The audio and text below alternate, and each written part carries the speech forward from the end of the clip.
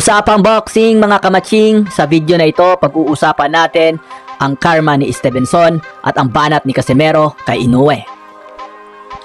Maraming mga boxing fans ang naniniwala ngayon na tila daw ay nakarma na si Shakur Stevenson matapos kumalat ang video footage na kung saan habang nag-i-sparring ay bigla na lang itong nagpahiga at pumilipit sa sakit dahil sa injury sa kamay ngayong linggo habang naghahanda para sa kanyang nakansilang laban kay Joe Cordina sa darating na Oktubre 12.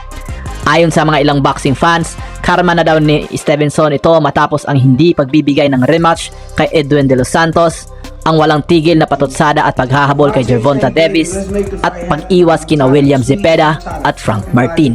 Stop dunking me and let's make the fight happen, man. Come on. Dahil nga sa injuring ito ay malaking halaga na kikitain sana ni Stevenson ang nawala sa kanya. Ayon sa mga balita, si Shakur ay makakatanggap ng $5 milyong para sa laban niya sa pay-per-view laban kay Cordena na gaganapin sana sa Riyadh, Saudi Arabia. Maraming fans nga po ang nakapansin ngayon kay Shakur. Hindi na siya katulad ng dati nung lumalaban siya sa 130 at 126 pounds. Naging mas boring na daw si Stevenson mula nung harapin niya si Edwin De Los Santos noong Nobyembre.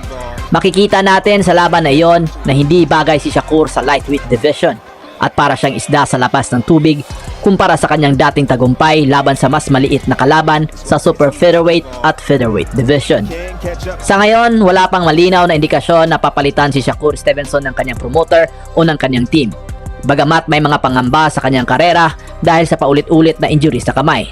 Partikular na ang kanyang pinakabagong tendon injury.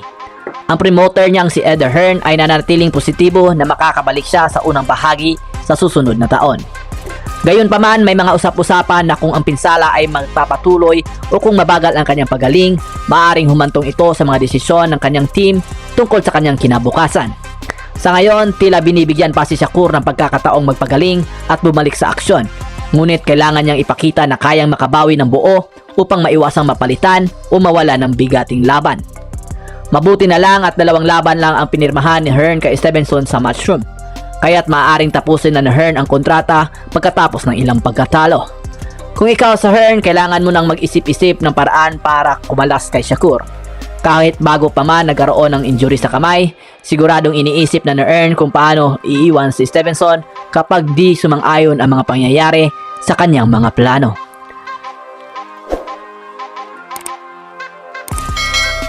Samantala, 1 buwan na nga lang po ang aantayin ng mga Pinoy boxing fans para mapanood ulit na lumaban ang former 3 Division World Champion at angas ng Pinas Janriel Cuadro Alas Casimero kontra sa former World Champion Challenger na si Saul Sanchez na gaganapin sa Yokohama, Japan sa susunod na buwan.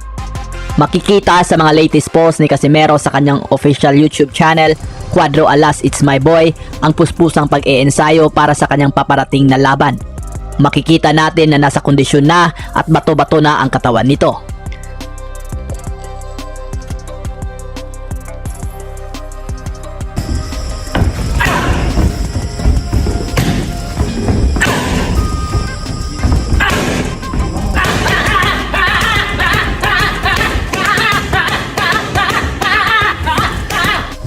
Kahit si Sanchez ang kanyang susunod na makakalaban ay di pa rin napigilang banatan ni Casimero ang 2 Division Undisputed World Champion at halimaw ng Japan na Naoya the Monster Inoue.